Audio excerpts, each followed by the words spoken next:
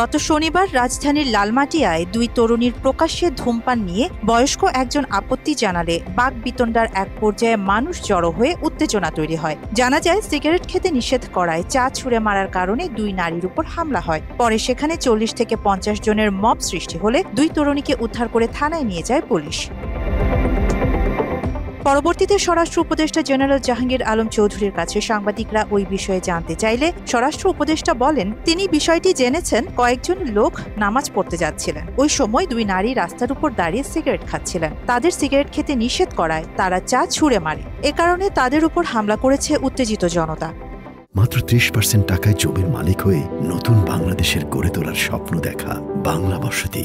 সে সময় স্বরাষ্ট্র উপদেষ্টা আরও বলেন, রাস্তায় পুরুষ বা নারী কারোরই সিগারেট খাওয়া উচিত নয়। রোজার সম্মানে বাইরে কোনো খাবার খাওয়াই উচিত নয়।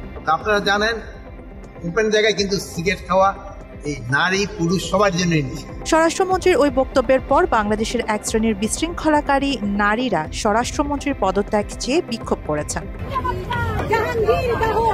বিক্ষোভকারীদের একটি ভিডিও সামাজিক যোগাযোগ মাধ্যমে ভাইরাল হয়েছে, যেখানে দেখা যাচ্ছে একজন নারী হাতে জ্বলন্ত সিগারেট নিয়ে স্বরাষ্ট্রমন্ত্রীর পদত্যাগের দাবিতে স্লোগান দিচ্ছে। জাহাঙ্গীরকে সময় বেঁধে দেন, আপনি 24 ঘন্টার মধ্যে পদত্যাগ করেন, ক্ষমা চান আমাদের কাছে। ওই আন্দোলনে অংশ নেয়া কয়েকজন নারীর পরিচয় শনাক্ত করা হয়েছে বলে জানা যায়। এই ঘটনার পেছনে আওয়ামী লীগ ও ভারতের সরাসরি ইন্ধন আছে বলে ধারণা করছেন অনেকে। অযৌক্তিক দাবিতে মাঝে মধ্যেই আন্দোলনের নাম করে দেশের পরিস্থিতি উত্তপ্ত করতে এই চক্রটি বেশ সক্রিয় বলেও জানা যায়।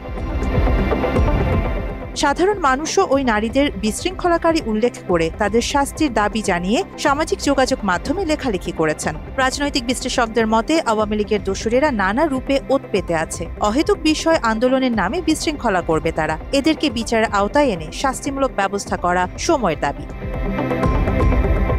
আরিফা জাহান, বাংলা এডিশন।